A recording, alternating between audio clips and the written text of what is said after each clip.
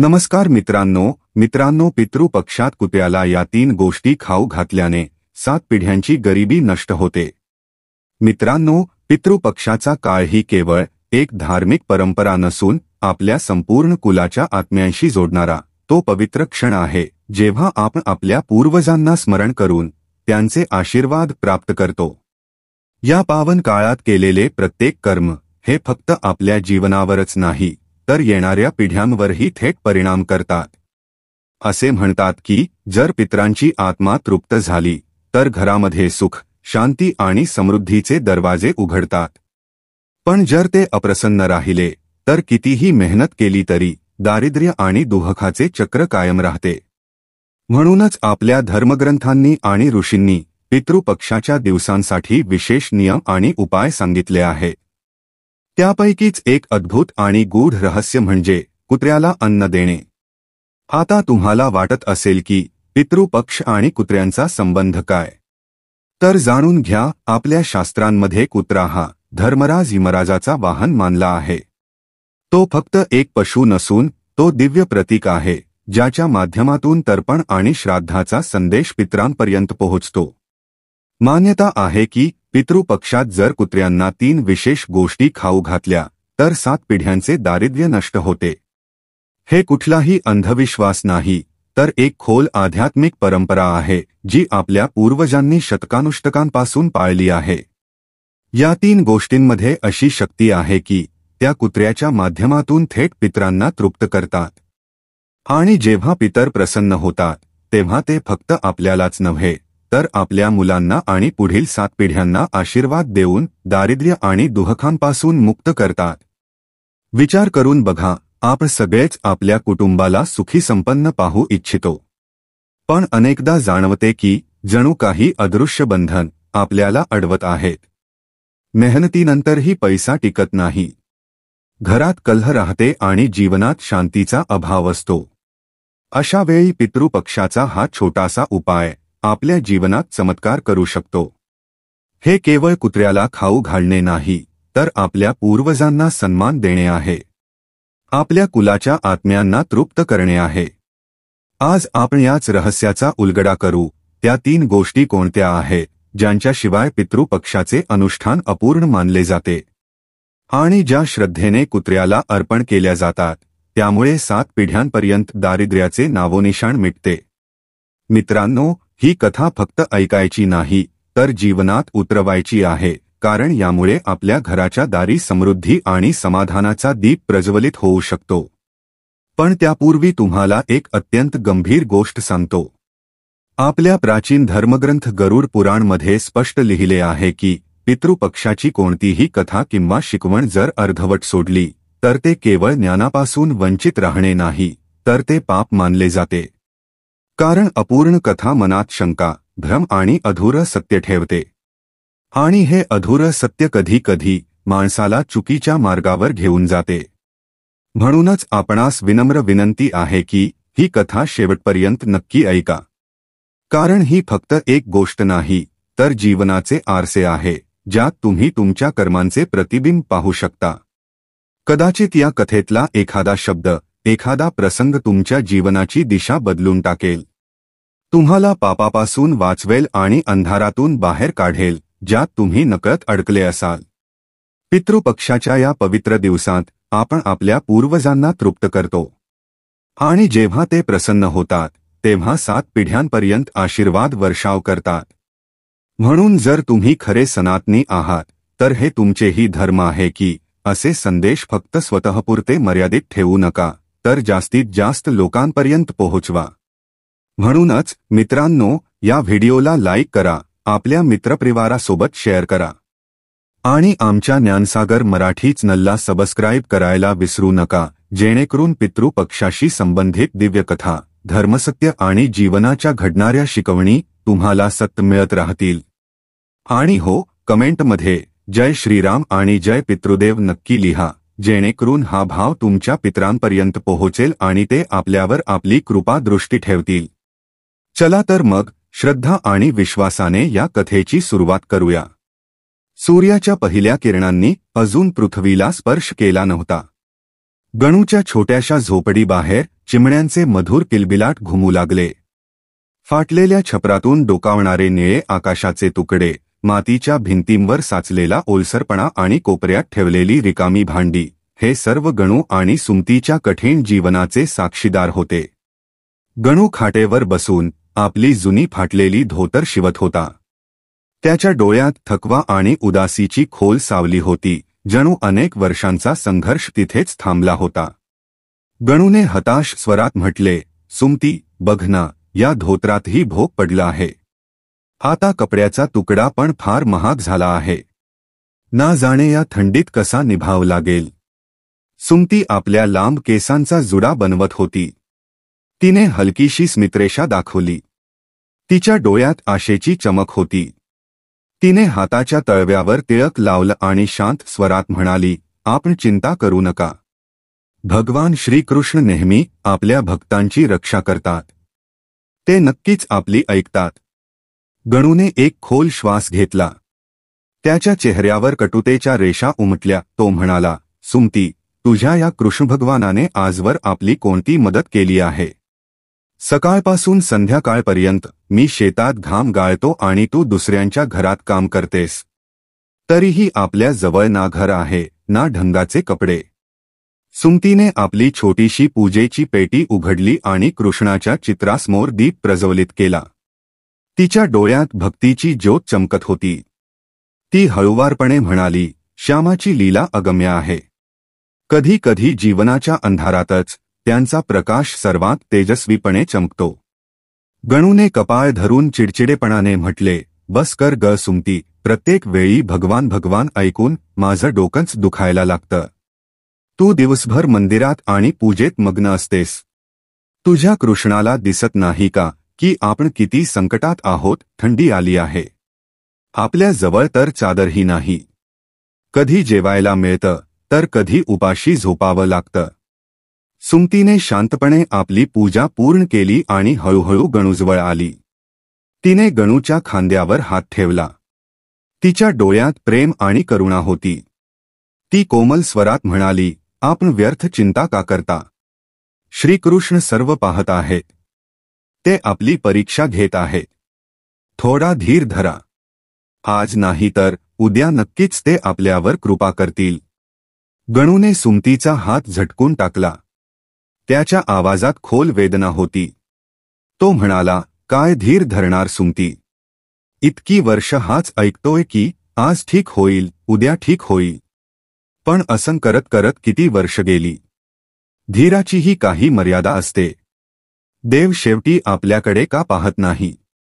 रात्रंदिवस मी मेहनत करतो. तरीही मजुरी एवढी कमी मिळते की फक्त पोटभर जेवण होईल इतपतच. ना कुठली बचत ना सुखसोयी. हेच आपला जीवना उरला आहे. त्याच्या डोळ्यात अश्रू चमकत होते, पण तो ते लपवण्याचा प्रयत्न करत होता. सुमतीने अलगद आपल्या नवऱ्याचा हात धरला. तिच्या डोळ्यात प्रेम आणि करुणा होती. ती कोमल स्वरात म्हणाली, आपण काळजी करू नका. मी आजच आपल्या सेठाणींकडून थोडी मदत मागते. कदाचित काही पैसे मिळाले तर आपण चादर घेऊ शकू. आणि आपण जमीनदाराकडे आगाऊ मजुरी मागा, म्हणजे घरात धान्य येईल. धान्य जवळजवळ संपलंच आहे. गणूने खोल श्वास घेतला. यावेळी त्याच्या डोळ्यात राग नव्हता, फक्त उदासी होती. त्याने खांदे झुकवून म्हटलं, ठीक आहे, प्रयत्न करीन. पण तुला ठाऊक आहे जमीनदार किती कठोर आहे. काय म्हणेल कुणास ठाऊक, असं म्हणून दोघे आपापल्या कामाला निघून गेले. गणूच्या मनात अजूनही शंका आणि निराशा होती. पण सुमतीच्या हृदयात श्रीकृष्णांवर अटूट विश्वास होता. ती सेठाच्या घरात पोहोचली. सेठाणींच्या हवेलीत प्रवेश करताच सुमतीला असं वाटलं जणू ती एखाद्या वेगळ्याच लोकात आली आहे. चमचमणारे फरशीचे मजले, जड पडदे आणि सोनेचांदीची भांडी पाहूनही तिच्या मनात मत्सर नव्हता. तिच्या मनात फक्त विस्मय आणि मौन होतं. तिने हात जोडून म्हटलं, सेठाणीजी प्रणाम. आरामदायी पलंगावर बसलेल्या सेठाणीने बघितलंही नाही आणि उत्तर दिलं, हो आलीस, आजही उशीर झाला. कधी शिकशील वेळेवर यायला. सुमतीने मान खाली घालून म्हटलं, माफ करा, सेठाणीजी, आज माझ्या नवऱ्याची तब्येत ठीक नव्हती म्हणून. पण सेठाणीने तिचं बोलणं मध्येच तोडलं आणि म्हणाली, दररोज एखादा बहाणा असतोच. आता जास्त बोलू नकोस. थेट स्वयंपाकघरात जा आणि काम सुरू कर. आज पाहुणे येणार आहेत.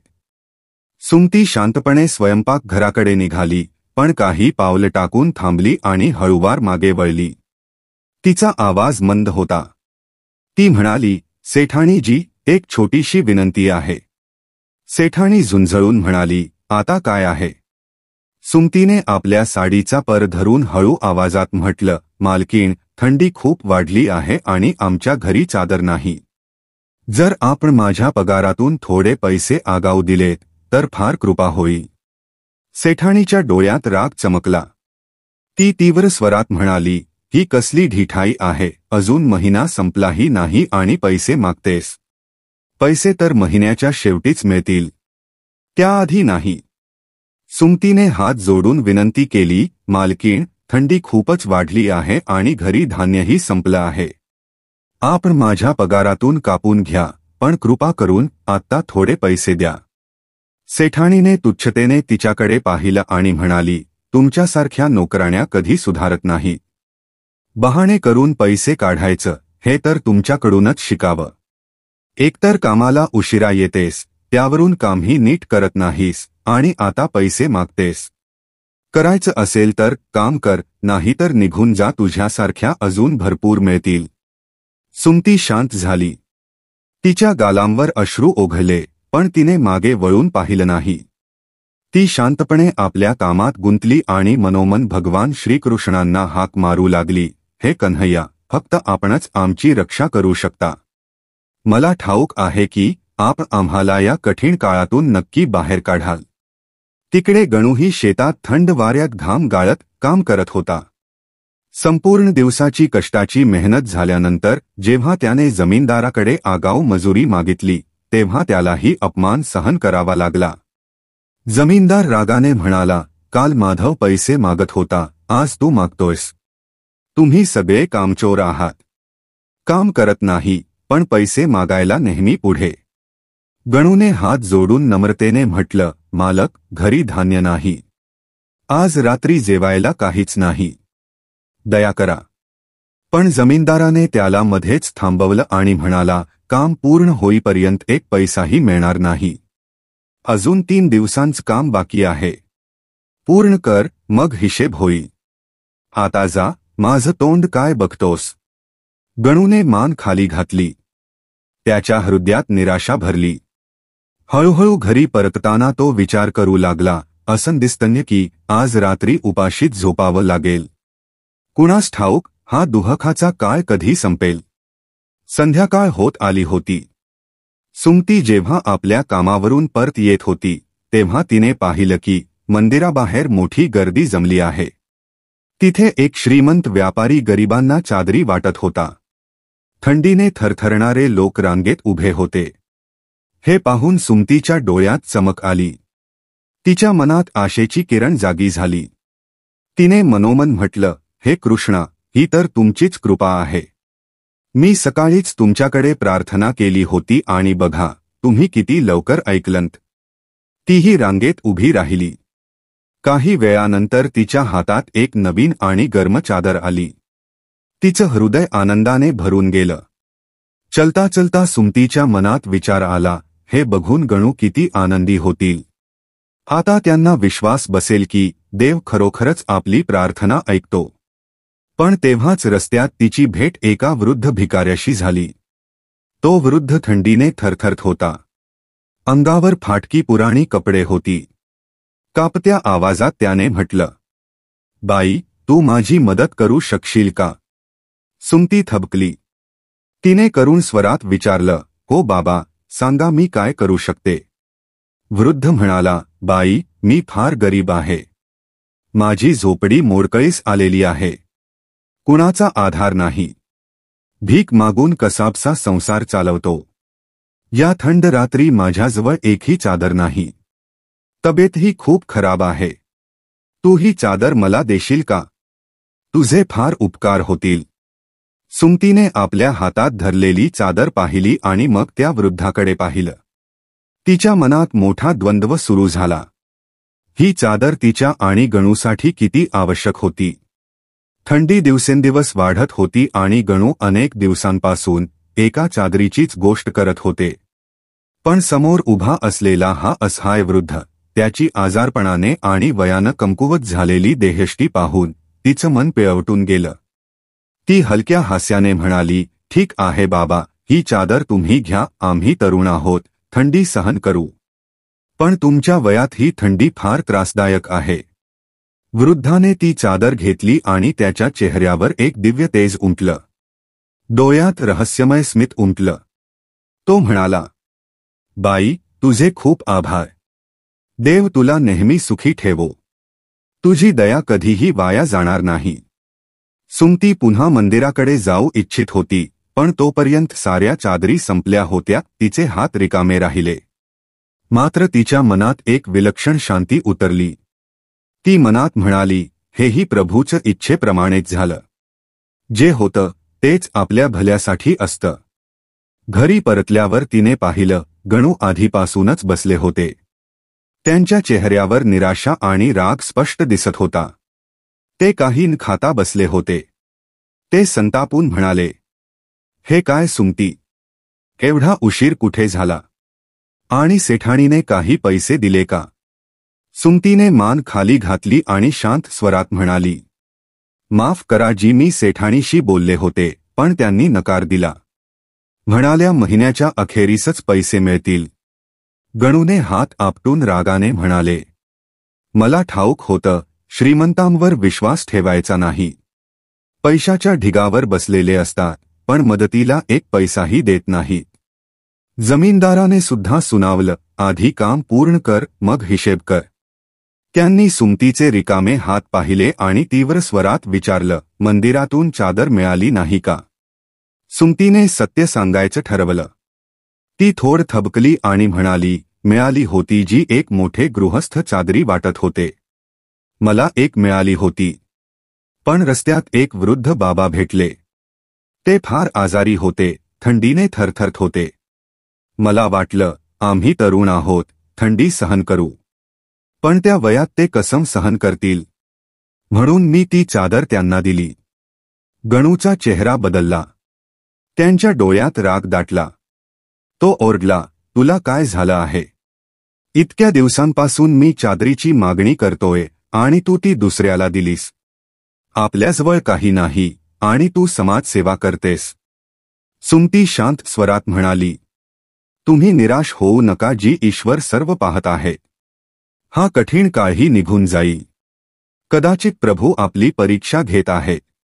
गणूने कपाळावर हात आपटला आणि म्हणाले, पुन्हा तोच ईश्वर, तुझ्या ईश्वराने आजवर आपल्याला काय दिलं आहे? एक चादर मिळाली होती, तीही तू दान केलीस. घरात खायला दाणाही नाही. आज पुन्हा उपाशी पोटाने झोपावं लागेल. सुमतीने त्यांचा हात धरून हलकेच म्हटले, धीर धरा, प्रभू सर्व ठीक करतील. पण गणूने तिचा हात झटकून घेतला आणि एका कोपऱ्यात जाऊन बसले. डोळ्यात पाणी होतं, पण त्यांनी ते दडवले. ते हळू आवाजात पुटपुटले, दिवसभर कष्ट करा आणि रात्री उपाशी झोपा, हेच आपल्या जीवनाचे भाग्य. त्या रात्री दोघेही उपाशी झोपले. बाहेर पाऊस सुरू झाला. थंडी आणखीनच वाढली. फुटक्या छपरातून पाणी टिपकू लागलं. गणू आणि सुमती थंडी भुकेशी झगडत बसले. गणूच्या चेहऱ्यावर निराशा स्पष्ट होती, पण सुमतीच्या चेहऱ्यावर अजूनही विलक्षण शांती होती. अचानक दारावर टकटक झाली. गणूने आश्चर्याने म्हटले, एवढ्या रात्री कोण असेल? सुमती म्हणाली, मी पाहून येते. पण गणूने तिला थांबवलं, नाही, मी पाहतो. ते दाराकडे गेले. दारात एक अनोळखी मनुष्य उभा होता. तो पूर्ण भिजला होता. त्याच्या हातात एक मोठी पिशवी होती. गणूने संशयाने विचारलं, कोण भाऊ? आणि एवढ्या रात्री काय होणे? अनोळखीने हात जोडून म्हटलं, नमस्ते भाऊ. मी कपडे विकायचं काम करतो. शेजारच्या गावचा आहे. घरी परतायला उशीर झाला आणि या पावसात अडकलो आहे. जरा मदतीची गरज आहे. गणू म्हणाले, कशी मदत? अनोळखीने आपल्या भिजलेल्या केसांवरचं पाणी झटकत म्हटलं, भाऊ, सकाळपासून काही खाल्लं नाही. फार भूक लागली आहे. माझ्याजवळ खायचा सामान आहे, पण शिजवायचं साधन नाही. तुमच्या बायकोला सांगाल का माझ्यासाठी थोडं शिजवून द्यावं? मी फार उपकृत होईन. गणू त्याच्याकडे पाहत राहिले. त्यांच्या मनात करुणा आणि संशय दोन्ही भावना दाटून आल्या. त्यांनी म्हटलं, थांब, मी माझ्या बायकोला विचारून येतो. तो आत गेला आणि सुमतीला म्हणाला, एक कपडे विकणारा आला आहे. म्हणतो की त्याला भूक लागली आहे. त्याच्याकडे सामान आहे, फक्त शिजवण्याची गरज आहे. काय करायचं? सुमतीने प्रथम थोडं विचार केला. मग तिच्या चेहऱ्यावर करुण हसू उमटले. तिने म्हणाले, काही हरकत नाही.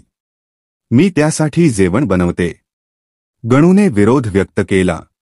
नाही सुमती, मी त्याला नकार देईन.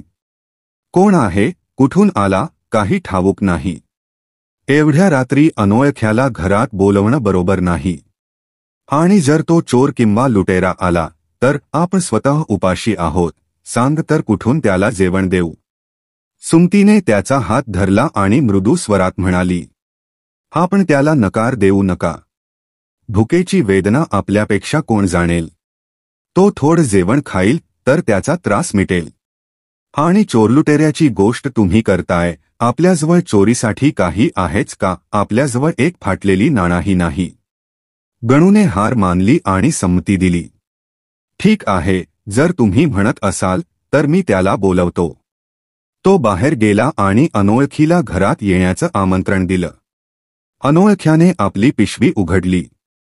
त्यात तांदूळ, डाळ, भाज्या, मसाले आणि अगदी गोडही होते. त्याने हस्त म्हणाले, बहीण, तुम्ही माझ्यासाठी हे जेवण बनवाल का? सुमतीने पिशवीकडे पाहून आश्चर्य व्यक्त केले. इतकं सगळं सामान? अनोळख्याने हस्त उत्तर दिले, मला माहीत नव्हतं की एवढं जेवण तयार होईल. ब्र सांगा, तुम्ही आणि तुमचा पती आधीच जेवलेत का? गणू अजूनही संशयाने भरलेला होता.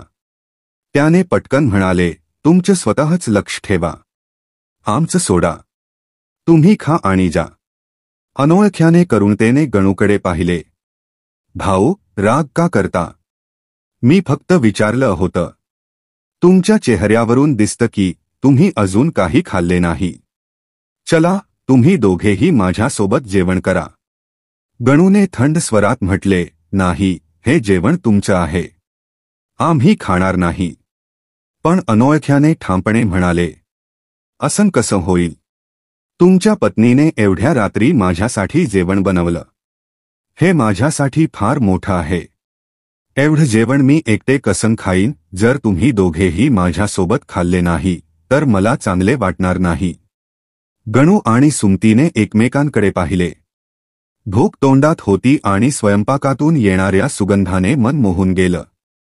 शेवटी गणूने होकार दिला, ठीक आहे, आम्हीही तुमच्यासोबत खाऊन घेऊ. तिन्ही बसले आणि जेवण सुरू झाले. जेवण खूप स्वादिष्ट बनले होते. अनेक दिवसांनंतर गणू आणि सुमतीच्या चेहऱ्यावर समाधान आणि शांतीचा हास्य उमटलं. अनोळख्याने आनंदाने म्हणाले, वाह बहीण, तुमच्या हातात खरोखर जादू आहे. मग त्याने दुसरी पिशवी उचलून गणूला दिली. ही माझ्या कपड्यांची पिशवी आहे. तुम्ही ठेवा. तुमच्या पत्नीने माझ्यासाठी एवढं केलं आहे. हे देणं माझ्यासाठी योग्य आहे. यात खूप महागडी कपडे नाहीत, पण तुमच्या कामी येतील. गणू आश्चर्याने म्हणाले, पण ही तर तुमचा व्यवसाय आहे, तुमची आजीविका. अनोळख्याने हात उचलून म्हणाले, काही हरकत नाही भाऊ, मन सांगतंय की तुम्हाला देऊ. सुमतीच्या डोळ्यात कृतज्ञतेचे अश्रू आले. तिने हळू स्वरात म्हटले, आपण फार दयाळू आहात. पण एवढ्या रात्री आणि एवढ्या पावसात आपण कसे जाल? इथेच थांबा. अनोळख्याने हस्त उत्तर दिले, बहीण, धन्यवाद, पण मला जावे लागेल. माझी पत्नी माझी वाट पाहत असेल. जर उशीर झाला तर ती काळजी करेल. आता मी जातो. नंतर भेटू. गणू आणि सुमतीने त्याला निरोप दिला. तो हळूहळू पावसात अदृश्य झाला. त्याच्यानंतर सुमतीने उत्सुकतेने कपड्यांची पिशवी उघडली. त्यात अनेक गरम कपडे होते, स्वेटर, मफलर आणि चादरी. सुमतीचा हात एका विशेष चादरीवर थांबला. तिने आश्चर्याने म्हटले, ही तीच चादर आहे जी मी त्या वृद्ध बाबांना दिली होती. बघा, कोपऱ्यावरच तो ठसा आहे. मी हे कधीही विसरू शकत नाही. गणूचा चेहरा फिकट पडला. तो थरथरत्या स्वरात म्हणाला, तर याचा अर्थ तो अनोळखी साधा माणूस नव्हता आणि तो वृद्ध बाबा देखील. सुमतीने डोळे मिटले. तिच्या चेहऱ्यावर दिव्य तेज उमटले. तिने हळूहळू म्हटले, हो जी, तो कोणताही साधा नाही. स्वतः भगवान होते. त्यांनी माझी परीक्षा घेतली आणि थेट येऊन आपली मदत केली. गणू धडाम धरून जमीनवर बसला. त्याच्या डोळ्यातून अश्रू झरले. हे कृष्णा, मी काय केलं? माझ्या घरी तुम्ही प्रत्यक्ष आले आणि मी तुम्हाला ओळखू शकलो नाही. मी तर तुमच्यासोबत रुखा वागत होतो. सुमतीने गणूला मिठी मारली. तिने म्हटले, भगवान प्रत्येक हृदय जाणतात. ते मानव रूप धारण करून आपली परीक्षा घेतात. आणि जेव्हा आपण विश्वास ठेवतो तेव्हा स्वतः येऊन आपली रक्षा करतात. गणूने डोकं खाली घालून म्हटले, मी चुकीचा होतो सुमती. मी नेहमी देवाला चुकीचे समजलं की ते आपली मदत करत नाहीत. पण आज त्यांनी येऊन दाखवलं की ते आपल्या भक्तांना कधीही सोडत नाहीत. जर ते आले नसते तर आपण या थंडी आणि पावसात उपाशी झोपलो असतो. सुमती हस्त म्हणाली, विश्वास हेच सर्वात मोठे बल आहे. जेव्हा आपण प्रभूवर विश्वास ठेवतो तेव्हा ते प्रत्येक संकटातून आपल्याला काढतात. गणूने हात जोडून आकाशाकडे पाहिले. त्याच्या डोळ्यातून अश्रू ओघळले आणि त्याने म्हटले, हे प्रभू, माझी चूक क्षमा करा. अज्ञानामुळे मी तुम्हाला किती काही म्हटले. आजपासून मी तुमच्यावर कधीही शंका घेणार नाही. तुमचे लाख लाख धन्यवाद.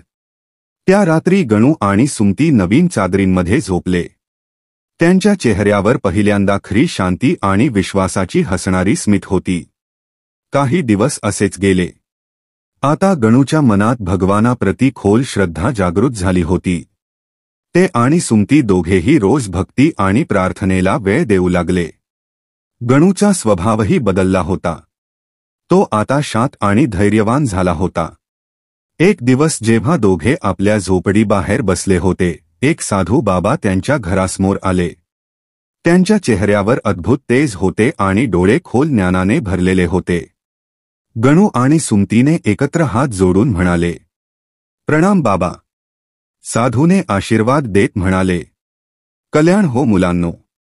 मला थोडं पाणी मिळेल का? नक्की बाबा. सुमती लगेच आत गेली आणि पाणी आणले. गणूने त्यांना बसण्याची विनंती केली. या बाबा, येथे बसा. तुम्ही कुठून येत आहात? साधू हसले आणि म्हणाले, बेटा, मी तर सतत फिरत असतो. कधी इथं, कधी तिथं. आज तुमच्या गावातून जाताना विचार केला की तुमच्या घरी थोडा वेळ थांबावं. सुमतीने पाणी दिले. साधू पाणी पिऊन म्हणाले, बेटा, मला काही खायला मिळेल का? मी खूप दुरून आलोय आणि भूक लागली आहे. सुमतीने गणूकडे पाहिले. गणूने लगेच म्हटले, सुमती, असं का बघतेस? बाबांना जेवण दे, जे उरलं त्यात आपण दोघे वाटून खाऊ. सुमती आनंदाने लगेच जेवण वाढले. साधूने खाताना खोलवर गणूकडे पाहिले आणि विचारले, बेटा, तुला काही चिंता आहे का? काही त्रास आहे? सांग, कदाचित मी मदत करू शकतो. गणूने डोकं खाली करून म्हटलं, बाबा, मी तुम्हाला माझी चिंता तुम्हाला कशी सांगू? साधूने त्याच्या खांद्यावर हात ठेवला. बेटा, माझ्याकडून काहीही लपवू नकोस. काय अडचण आहे, सांग. जे होईल मी नक्की करीन. गणूने खोल श्वास घेतला आणि म्हणाले, काही नाही बाबा. मी खूप गरीब आहे. माझं स्वतःचं खेत नाही. मी इतरांच्या शेतात मेहनत करतो. माझी पत्नीही इतरांच्या घरात काम करते. आपण दिवसरात मेहनत करतो, पण एवढी कमी मजुरी मिळते की फक्त गुजराण होतं, काहीही बचत होत नाही. साधूने दाढी सहलवत गंभीरतेने म्हटलं, बेटा, तुझ्या समस्येचा उपाय आहे, पण त्यासाठी तुला एका नियमाचं पालन करावं लागेल. हा नियम कठीण असेल. जर तो मोडला तर कृपा मिळणार नाही, पण जर तो नीट पाळला तर तुझं जीवन बदलून जाईल. गणूच्या डोळ्यात चमक आली. कसा नियम बाबा? साधू म्हणाले, तुला असा नियम स्वीकारायचा आहे जो रोज करायला तुला शक्य असेल. कोणतीही जटिल साधना किंवा लांब जप तुला करता येणार नाही, पण तुला सोपा नियम निवडता येईल. गणूने विचार केला आणि म्हणाला, माझ्या शेजारी माधव नावाचा एक भाजीवाला आहे. तो रोज सकाळी घराबाहेर ठेळा लावत असतो आणि मग इतर गावात जातो. मी रोज त्याला पाहू शकतो. साधू म्हणाले, बेटा, हाच तुझा नियम असेल. तू रोज त्याला पाहशील. जोपर्यंत तू माधवला पाहणार नाही तोपर्यंत जेवण करणार नाहीस. लक्षात ठेव, हा नियम मोडला जाऊ नये. जर नियमित कराल तर भगवान लवकर कृपा करणार. गणूने हात जोडून म्हटले, बाबा, मी वचन देतो. मी हा नियम कधीही मोडणार नाही. साधू प्रसन्न होऊन आशीर्वाद दिला आणि निघाले. जाताना त्यांच्या डोळ्यात एक रहस्यमय चमक होती जी गणू आणि सुमती समजू शकले नाहीत. पुढच्या सकाळी गणू लवकर उठला. कामाला जाण्यापूर्वी त्याने पाहिले की माधव ठेळ्यावर भाजी सजवत होता. गणूने हस्त म्हटले, रामराम माधव भैया. माधव आश्चर्याने म्हणाले, अरे गणू, रामराम, आज कामाला जातोस? गणू म्हणाला, हो भैया, निघतोय. आज थोडा उशीर झाला आणि पुढे निघाला. आता हा नियम त्याची सवय झाली. रोज सकाळ आणि संध्याकाळी तो माधवला नमस्कार करत असे. त्याचे वर्तन बदलले. गावकरीही हे पाहून आश्चर्यचकित झाले. पण एक दिवस जेव्हा गणू कामाला जाण्यासाठी निघाला, माधव दिसला नाही. ठेलाही नव्हता. घरही बंद होतं. गणू चिंताग्रस्त झाला. हात जोडून आकाशाकडे पाहून म्हणाला, हे प्रभू, काय झालं? आज माधव भैया दिसत नाहीत. माझा नियम मोडला तर काय? पाठीमागून सुमती आली आणि काळजीपूर्वक विचारले, काय झालं जी? अजून का गेले नाही? इथे का उभा आहात? गणू उदासतेने म्हणाला, बघ ना सुमती, आज माधव भैया ठेळा लावले नाहीत. त्यांचं घरही बंद आहे. कळत नाही ते कुठे गेले आहेत. सुमती सांत्वना देत म्हणाली, आपण चिंता करू नका. दुपारी जेव्हा तुम्ही कामातून परत येणार तेव्हा माधव भैया येऊन जातील. मग दर्शन घेऊ. गणूने श्वास घेतला. हो, तू बरोबर म्हणते. तसेही आता उशीर होतोय. जर कामात उशीर झाला तर जमीनदार रागावेल. गणू कामाला निघाला. पण त्याचे मन संपूर्ण दिवस अस्वस्थ राहिले. दुपारी जेव्हा तो जेवणासाठी घरी आला तरीही माधवचा कुठलाही ठावठिकाणा नव्हता. सुमती आनंदाने म्हणाली, आलात का? मी लगेच जेवण वाढते. गणू चिंताग्रस्तपणे म्हणाला, नाही सुमती, मी जेवू शकत नाही. मी आज माधव भैयाचे दर्शन घेतले नाही. जर जेवलो तर माझा नियम मोडेल. मी नियम मोडू शकत नाही. नाहीतर प्रभू मुझ्यावर कृपा काढतील. मी आधी कधीही भगवानावर विश्वास ठेवला नव्हता, पण आता विश्वास आला आहे. जरी भूक लागली तरी नियम मोडणार नाही. सुमती चिंताग्रस्त झाली. तिने विचार केला, हे काय नियम बनवलेत त्यांनी? कळत नाही किती काळ भूक भोगावी लागेल. सूर्य अस्ताला गेला. संध्याकाळ झाली, नंतर रात्र झाली. पण माधवचे घर बंदच राहिले. गणू भूका राहिला आणि रात्रीही जेवण घेतले नाही. सुमतीने समजावले, आता थांबा, हा नियम सोडा. काही खा, उपाशीपोटी झोप कशी येईल? पण गणू ठाम होता. नाही सुमती, मी कोणत्याही परिस्थितीत माझा नियम मोडणार नाही. तू खा, मी नाही. सुमतीने डोळ्यात अश्रू भरून आपल्या पतीकडे पाहिले. मनात चिंताही होती आणि गर्वही. आपल्या पतीच्या दृढतेने आणि प्रभूवरील विश्वासाने प्रेरित होऊन पुढच्या सकाळी गणू पुन्हा तयार होऊन बाहेर निघाला. पण आजही माधवचा ठेळा दिसला नाही. पण यावेळी माधवची पत्नी बाहेर कपडे धुत होती.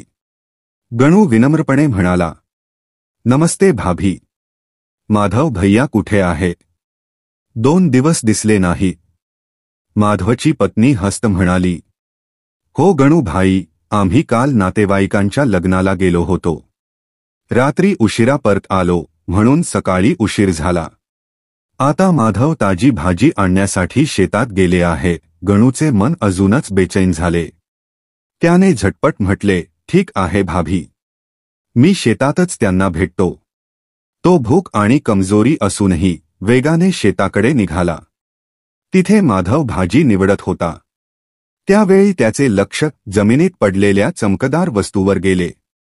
माती खोदली आणि एक घडा सापडला. घडा उघडल्यावर त्याचे होश उडाले. आत सोने, चांदीचे नाणे आणि मौल्यवान हिरा जवाहरात भरलेले होते. हे भगवान, गणू आश्चर्यचकित झाला. इतके सारे धन. त्यावेळी मागून आवाज आला, राम राम माधव भैया. माधव घाबरला.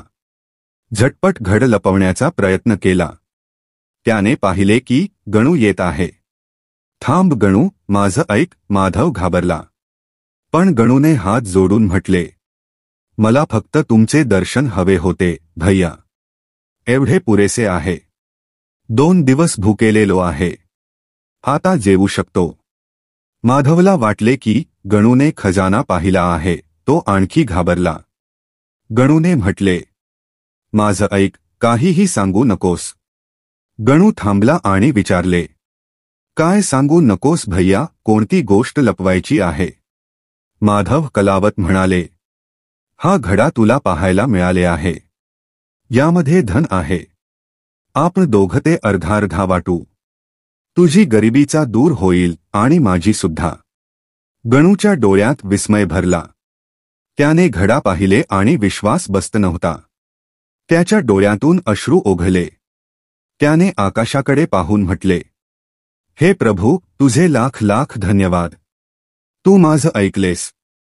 गणूने माधवला म्हटले, चला भैया, घर जाऊन बसून बघू आणि वाटून घेऊ. माधव म्हणाला, ठीक आहे, पण कुणाला काही कळू नये. दोघं घडा उचलून गणूच्या घरी पोहोचले. सुमतीने पतीला पाहताच धाव घेतली. तुम ठीक आहात ना? अजून काही खाल्ले नाही. किती कमकुवत झाले आहेत. गणूच्या डोळ्यात चमक होती. त्याने म्हटले, सुमती, तुम्हाला विश्वास बसणार नाही काय झालं. घडा उघडला. आत सोने, चांदी आणि दागिने भरलेले आहेत.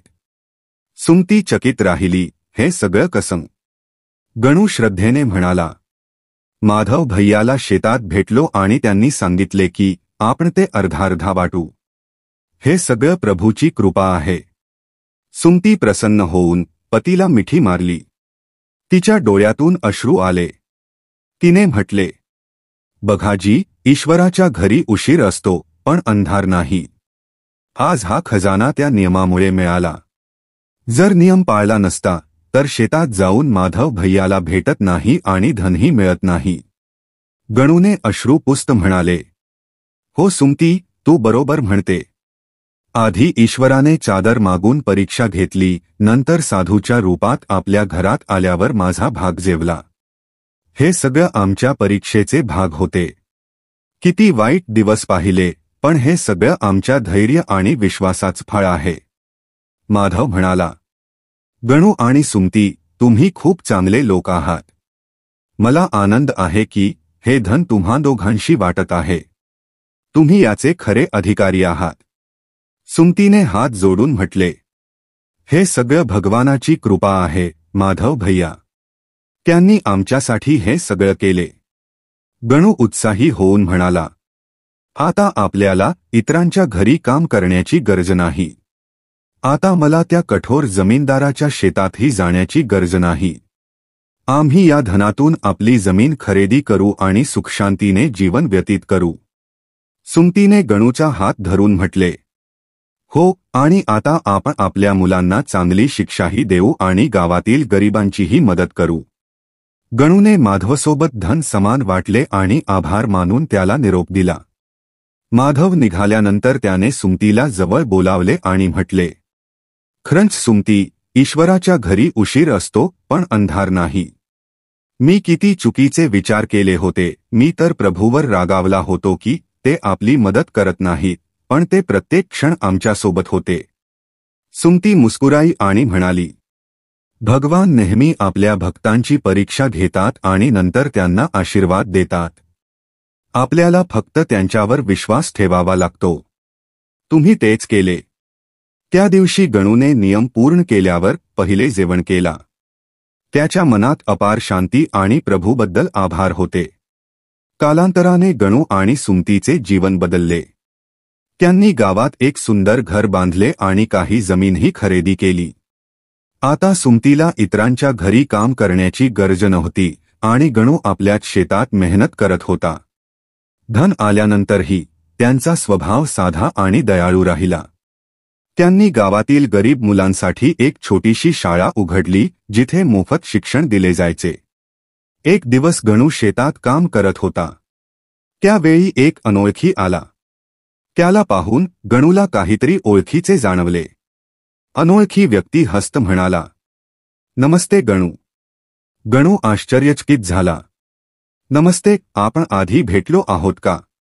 अजनबी गूढ मुस्कान देत म्हणाला, हो, भेटलो होतो.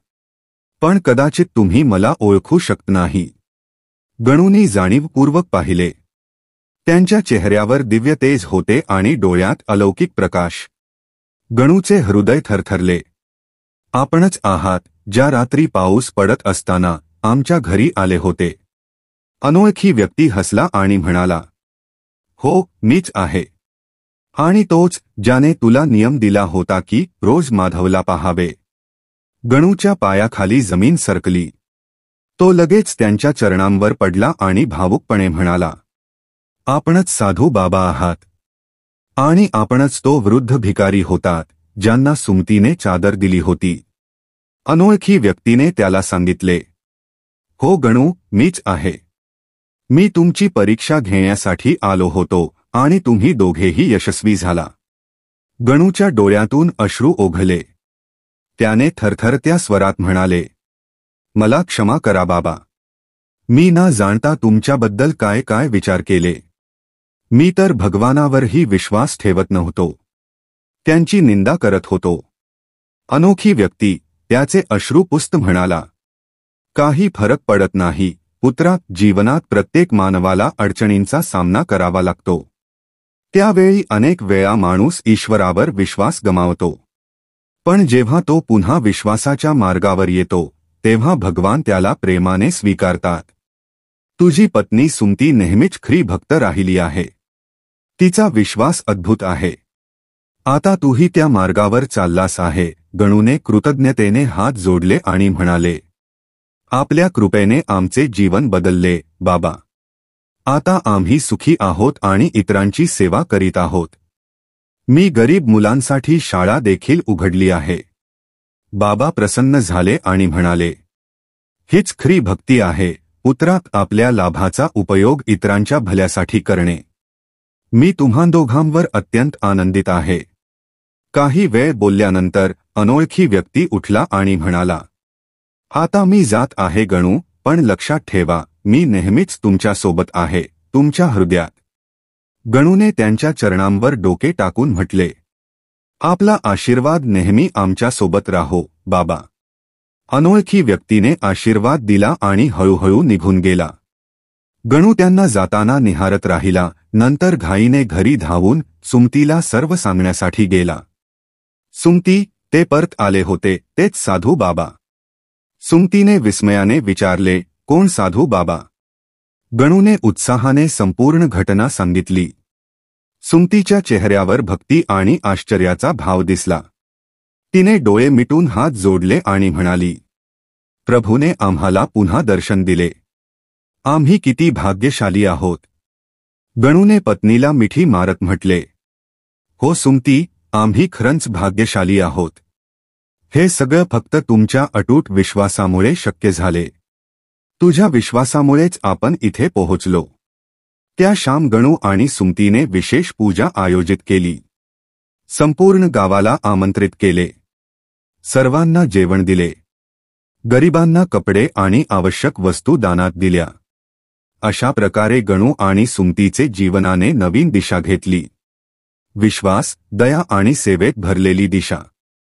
त्यांनी आपल्या अनुभवातून हे शिकले की जीवनात कितीही अडचणी येवोत, विश्वास आणि धैर्याने त्यांचा सामना केल्यास प्रभूची कृपा मिळते. आजही गावातील लोक गणू आणि सुमतीची कथा सांगतात. कशी एका गरीब दाम्पत्याच्या विश्वास आणि कर्मामुळे त्यांना यश आणि समृद्धी मिळाली आणि सर्व शिकतात की ईश्वराच्या घरी उशीर होतो पण अंधार नाही. दर्शक बंधूंनो, गणू आणि सुमतीच्या या संपूर्ण घटनेतून पहिली शिकवण ही आहे की भगवान आपल्या भक्तांची परीक्षा घेतात पण त्यांचा हात कधीही सोडत नाहीत.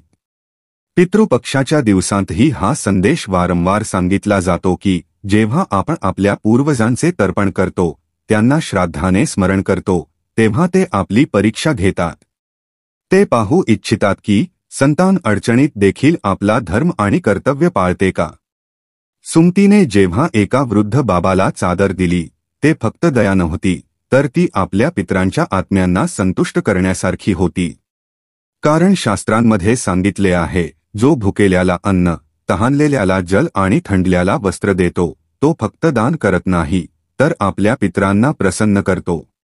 सुमतीचे हेच त्याग, हेच प्रभूची परीक्षा होती आणि तेच आशीर्वाद बनून त्यांच्या जीवनात परत आले. पितृपक्ष आपल्याला हेच शिकवतो की पूर्वजांची कृपा तेव्हाच मिळते जेव्हा आपण इतरांच्या दुःखाला आपले समजून त्यांना मदत करतो.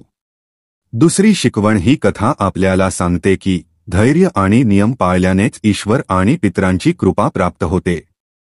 साधू बाबांनी गणूला नियम दिला होता, माधवचे दर्शन करता जेवण करू नको.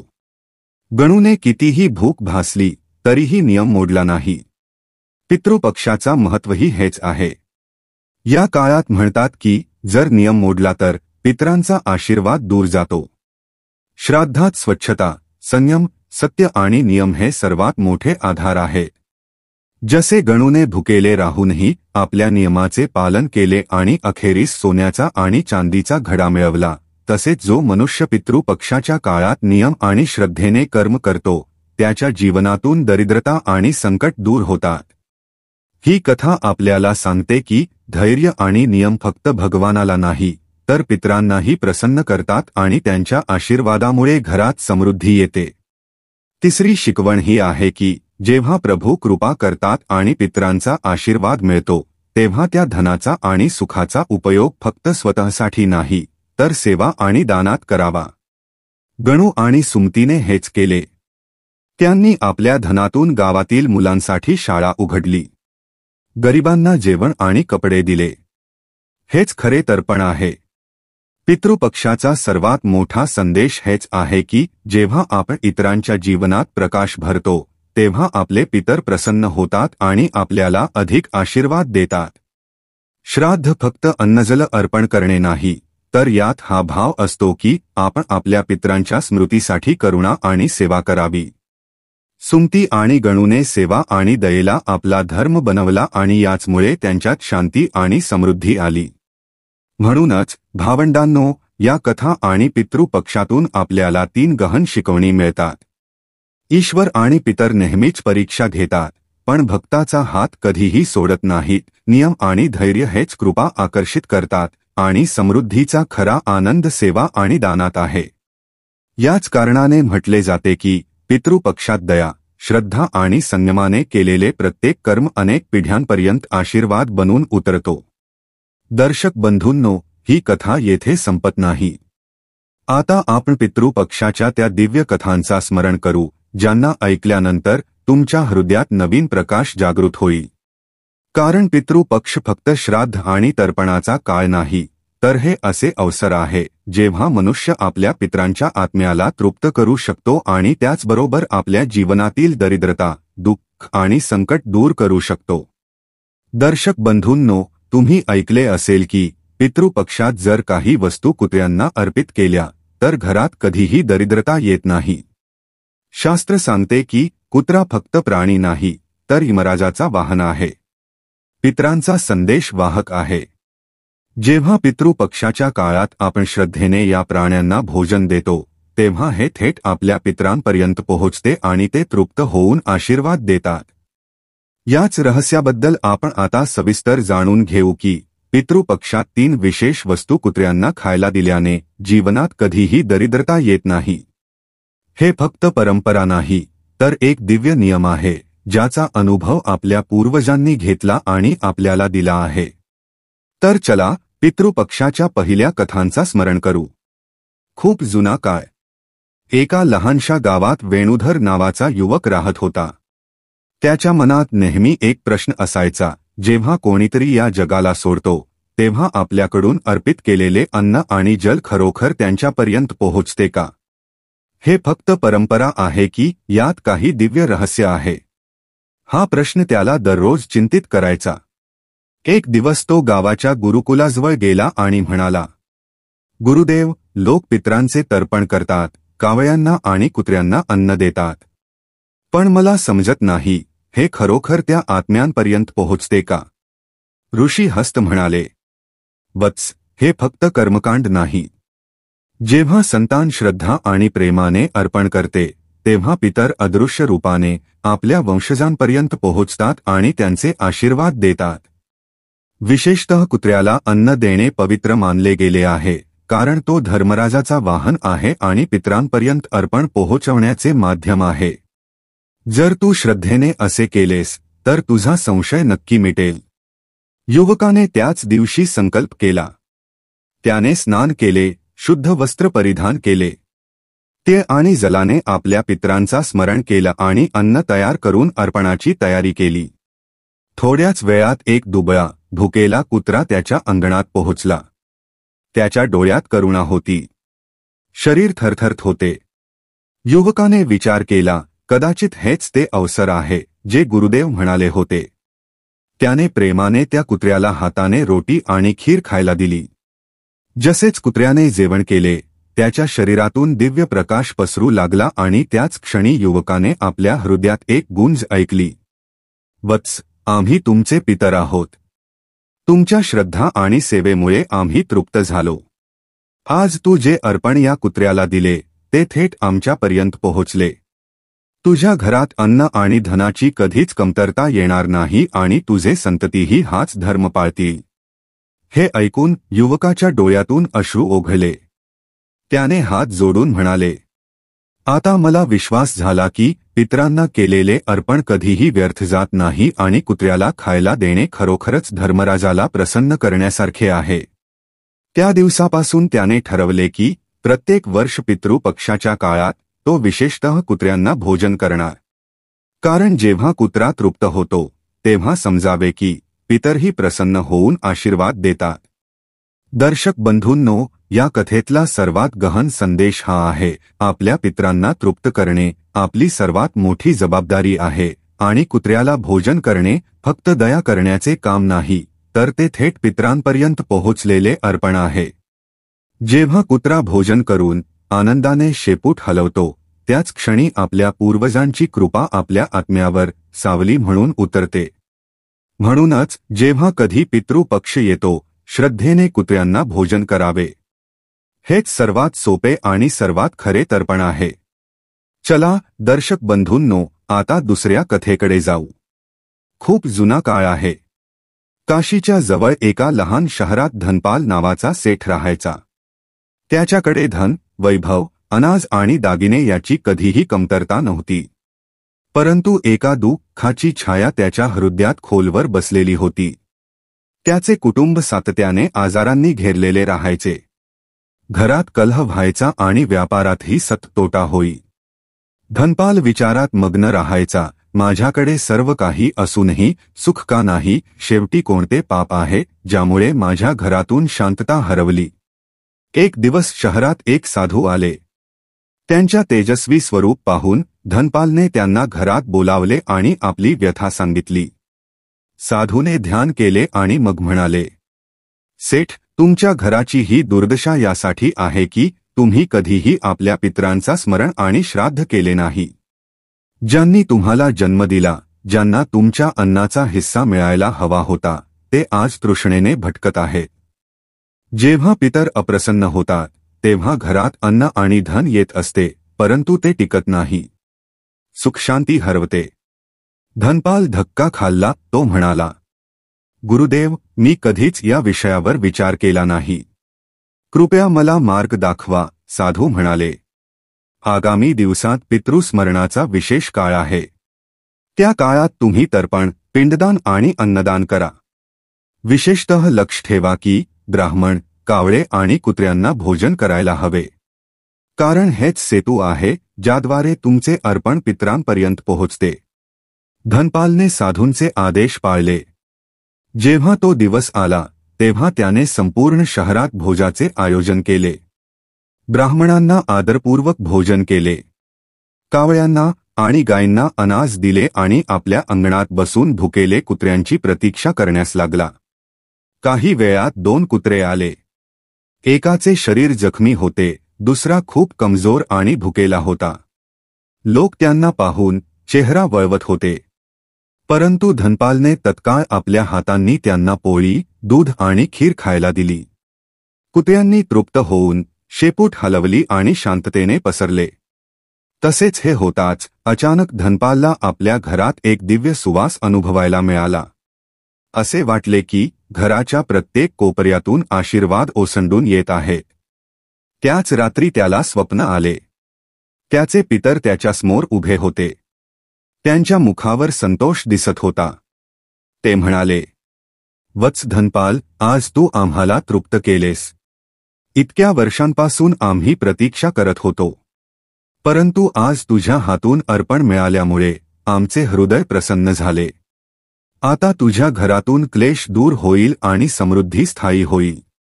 सकाळी धनपाल जागा झाला तेव्हा खरंच त्याच्या घराचे वातावरण बदललेले होते. आजारी लोक हळूहळू स्वस्थ होऊ लागले. व्यापारात नफा वाढू लागला आणि कुटुंबात शांतता प्रस्थापित झाली.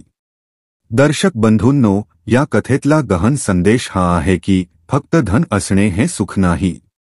पितरांचा आशीर्वाद नसल्यास धन व्यर्थ जाते. पितरांना तृप्त करण्याचा सर्वात सोपा मार्ग म्हणजे श्रद्धेने तर्पण करणे आणि ब्राह्मण, कावळे आणि विशेषतः कुत्र्यांना भोजन करणे.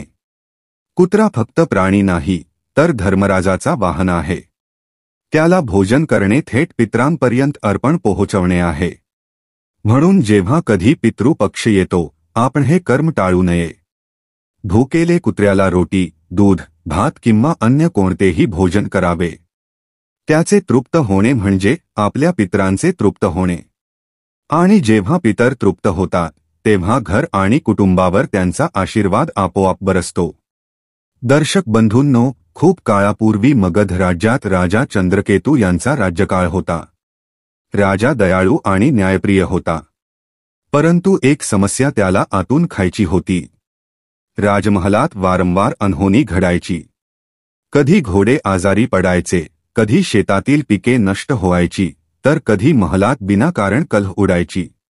राजा विचारात पडायचा, मी धर्म पाळतो, प्रजाची सेवा करतो, तरीही माझ्या महलात आणि राज्यात अशांती का आहे? एक दिवस एक वृद्ध तपस्वी राजमहालात आले. त्यांचे तेजस्वी स्वरूप पाहून राजा त्यांना प्रणाम केला आणि आपली समस्या सांगितली. तपस्वीने डोळे मिटून ध्यान केले आणि म्हणाले, राजन, तुमचे पूर्वज असंतुष्ट आहेत. वर्षानुवर्षे कोणीतरी त्यांचे श्राद्ध आणि तर्पण केले नाही. त्यांच्यासाठी ना अन्न ना जल अर्पित झाले. त्यांच्या आत्मा तृष्णेने भटकत आहेत. जेव्हा पितर प्रसन्न नाही तेव्हा वंशजाचे जीवन सुखी होऊ शकत नाही. राजा चकित झाला. म्हणाला, गुरुदेव, हे तर मोठे पाप झाले. कृपया मला उपाय सांगा. तपस्वी म्हणाले, आगामी काळात पितृस्मरणाचा काळ आहे. तू श्राद्ध आणि तर्पण कर. अन्नदान कर. ब्राह्मण, कावळे आणि विशेषतः कुत्र्यांना भोजन देणे विसरू नकोस. कुत्रे धर्मराजाचे दूत आहेत. त्यांना भोजन करणे पितरांपर्यंत थेट संदेश पोहोचवणे आहे. जेव्हा ते तृप्त होतात तेव्हा पितर आशीर्वाद देतात. राजा चंद्रकेतूने तपस्वींचे सांगितले गांठ बांधले आणि दुसऱ्या दिवसापासून त्याने ठरवले की पूर्ण नियम आणि श्रद्धेने हे सर्व करेल. जेव्हा तो दिवस आला, राजा चंद्रकेतूने गंगा काठावर श्राद्ध केले, पिंड अर्पित केले, तीळ आणि पाण्याने तर्पण केले. नंतर तो आपल्या राजमहलात परत आला आणि ब्राह्मणांना भोजन दिले. सर्वात महत्त्वाचे म्हणजे त्याने कावळ्यांसाठी अन्न ठेवलेला. तिथे त्याने पोळी आणि खीर बनवली. आपल्या हातांनी थाळ्या सजवल्या आणि राजमहलाच्या दरवाजावर जाऊन बसला. लोक आश्चर्याने पाहत होते, राजा स्वतः दरवाजावर का बसला आहे. काही वेळात 2 कुत्रे तिथे आले. एक कुत्रा पांढरा होता, दुसरा काळा. दोघेही खूप भुकेले आणि थकलेले होते. जेव्हा त्यांनी राजाच्या हातून रोट्या खाल्ली, तेव्हा त्यांच्या डोळ्यात तेज आलं. असे वाटत होते की ते सामान्य कुत्रे नाहीत, तर काही दिव्य रूप होते. राजाच्या डोळ्यांसमोर अद्भुत दृश्य घडलं. जेव्हा दोन्ही कुत्रे तृप्त झाले, त्यांच्यापासून प्रकाश बाहेर पडायला लागला आणि त्याच क्षणी आकाशातून गंभीर आवाज आला, राजन, आम्ही तुमचे पितर आहोत. आज तुम्ही श्रद्धेने अर्पण केले आणि कुत्र्यांना भोजन करून आम्हाला तृप्त केले. इतक्या वर्षांपासून आम्ही तृष्णेने भटकत होतो, परंतु आज तुमच्या सेवेमुळे आमच्या आत्मा प्रसन्न झाल्या. तुमचा वंश सदैव अन्न आणि धनाने समृद्ध राहील आणि तुमच्या राज्यात सुखशांती भरून राहील. राजाच्या डोळ्यातून अश्रू ओघावले. त्याने हात जोडून म्हटले, आज मला समजले की पितरांची उपेक्षा करणे सर्वात मोठे पाप आहे आणि त्यांना तृप्त करण्याचा सर्वात सोपा मार्ग म्हणजे श्रद्धेने कुत्र्यांना भोजन करणे. आता मी आणि माझे वंशज हे कर्तव्य कधीही विसरणार नाही. यानंतर राजा चंद्रकेतूचे राज्य खऱ्या अर्थाने सुखसमृद्धीने भरले. शेत लहलहायला लागले, आजार मिटले आणि महलात शांती पसरली. दर्शक बंधूंनो, या कथेतून आपल्याला ही शिकवण मिळते की पितरांचे श्राद्ध आणि तर्पण करणे प्रत्येक वंशजाचे धर्म आहे. फक्त पूजा आणि मंत्र नाही, तर जिवंत प्राण्यांना तृप्त करणेही पितरांना प्रसन्न करते. विशेषतः कुत्र्याला भोजन देणे अत्यंत पवित्र आहे, कारण तो धर्मराजाचा वाहन आणि पितरांचा प्रतिनिधी आहे. जेव्हा भुकेला कुत्रा तृप्त होतो, तेव्हा प्रत्यक्षात पितर तृप्त होतात. म्हणूनच पितृपक्षात कधीही कुत्र्यांना रिकाम्या हाताने परत करू नका. त्यांना पोळी, दूध, खीर किंवा कोणतेही अन्न द्या. जेव्हा ते समाधानाने भोजन करतात आणि शेपूट हलवतात, तेव्हा समजावे की आपले पितर आपल्यावर आशीर्वाद देत आहेत. प्रिय दर्शक बंधूंनो, ही कथा येथे संपत नाही. आता आपण जाणून घेणार आहोत की पितृपक्षात कुत्र्याला 3 विशिष्ट गोष्टी खायला दिल्याने 7 पिढ्यांची दरिद्रता दूर होते. दर्शक बंधूंनो, आज आपण एका अशा रहस्याशी आणि आस्थेशी संबंधित विषयाची कथा ऐकणार आहोत, ज्यामुळे आपल्या हृदयात श्रद्धा जागृत होईल. ही कथा फक्त एक विधी नाही, तर असा विश्वास आहे जो आपल्या पूर्वज आणि धर्मग्रंथांशी थेट संबंधित आहे. पितृपक्षाच्या दिवसात आपण आपल्या पितरांचा स्मरण करतो, तर्पण करतो, श्राद्ध करतो आणि ब्राह्मण व पशुपक्ष्यांना भोजन करतो. त्यात कुत्र्याला विशेष स्थान आहे. म्हणतात, जर पितृपक्षात कुत्र्याला ही 3 गोष्टी खायला दिल्या, तर 7 पिढ्यांपर्यंत गरिबी आणि दरिद्रता कायमचे दूर होतात. सर्वप्रथम समजून घ्या, पितृपक्षात कुत्र्याचे इतके महत्त्व का आहे. गरुड पुराण आणि महाभारत दोन्हीत कुत्र्याचा उल्लेख धर्माचे प्रहरी म्हणून मिळतो. यमराजाच्या द्वारावर 2 कुत्रे असतात, जे जीवात्म्यांचे मार्गदर्शन करतात. हेच कारण आहे की पितृपक्षात कुत्र्याला भोजन दिल्याने पितरांची आत्मा तृप्त होते आणि घरातील दरिद्रता दूर होते. पहिली गोष्ट, पोळी, 7 धान्याची किंवा साधी गहूची पोळी. म्हणतात की पितृपक्षात ताजी रोटी बनवून त्यात थोडे तूप लावून कुत्र्याला खायला दिली, तर ही पोळी थेट पितरांपर्यंत पोहोचते. रोटीतले धान्य जीवनाचा आधार आहे. जेव्हा ही रोटी कुत्र्याला दिली जाते, तेव्हा आपल्या पितरांना तृप्ती मिळते आणि पितर प्रसन्न असताना ते आपल्या वंशजांना कधीही दरिद्रतेत राहू देत नाहीत. कथा अशी आहे की एकदा एक निर्धन ब्राह्मण होता, जो नेहमी भुकेला राहायचा. त्याने पितृपक्षात फक्त एका दिवसासाठी कुत्र्याला रोटी दिली आणि त्याच वर्षी त्याच्या शेतात एवढी उपज झाली की त्याने जीवनभर भुकेला राहावे लागले नाही. हे फक्त श्रद्धा नाही तर कर्म आणि श्रद्धेचा फळ आहे. दुसरी गोष्ट दूध किंवा धी. दूध अमृतासमान मानले जाते. जेव्हा कुत्र्याला दूध किंवा धी दिले जाते तेव्हा हे पितरांसाठी अमृताचे अर्पण मानले जाते. कारण मृत्यूनंतर आत्म्याची सर्वात मोठी प्यास तृप्ती आणि शांतीची असते. दूध पवित्रता आणि दयाचे प्रतीक आहे. म्हणतात की जर पितृपक्षात कुत्र्याला दूध दिले तर 7 जन्मांपर्यंत घरात दरिद्रता येत नाही. जे कुटुंब आधी कर्ज आणि गरिबीमध्ये होते तेथे हळूहळू समृद्धीचे दार उघडते. तिसरी गोष्ट गुळ. गुळाला गोड, सौम्य आणि मंगलाचे प्रतीक मानले जाते. जेव्हा कुत्र्याला गुळ दिले जाते तेव्हा पितरांच्या हृदयात प्रसन्नता भरते. कारण गुळाचा स्वाद गोड असतो आणि शरीराला ऊर्जा मिळते. तसेच गुळ अर्पित केल्याने घरातील सुखशांती आणि मिठास वाढतो. एक जुनी कथा अशी आहे की एका राजाच्या वंशात अनेक पिढ्यांपासून काहीही सुख नव्हते. सतयुद्ध, दरिद्रता आणि अशांती राहिली होती. पण एक दिवस एक साधू आला आणि त्याला सांगितले, पितृपक्षात कुत्र्यांना गुळ खायला द्या. राजाने असे केले आणि पुढच्या वर्षी त्याच्या घरात संतती, सुख आणि समृद्धीचे आगमन झाले. दर्शक बंधूंनो, या प्रकारे जर पितृपक्षाच्या दिवसात श्रद्धेने कुत्र्याला रोटी, दूध आणि गुळ दिले तर हे फक्त एक कर्म नाही तर पितरांचे आशीर्वाद मिळवण्याचे माध्यम आहे. म्हणतात, जेव्हा पितर प्रसन्न होतात तेव्हा ते फक्त एक पिढीच नव्हे तर 7 पिढ्यांपर्यंत आपल्या वंशजांचे रक्षण आणि समृद्धीचे आशीर्वाद देतात. म्हणून लक्षात ठेवा, पितृपक्षात कुत्र्याला भोजन करणे काही साधारण काम नाही. हे आपल्या पूर्वजांप्रती कृतज्ञता व्यक्त करण्याचा एक दिव्य अवसर आहे आणि जेव्हा पूर्वज आशीर्वाद देतील तेव्हा गरिबी, दुःख आणि दरिद्रता आपल्या दारावरून कायमचे दूर होईल. दर्शक बंधूंनो, तुम्ही पाहिले की पितृपक्षाच्या या पवित्र दिवसात जर आपण श्रद्धेने कुत्र्याला रोटी, दूध आणि गुळ अर्पित केले तर हे फक्त एक साधारण दान राहत नाही तर आपल्या पितरांसाठी अमृतासमान बनते.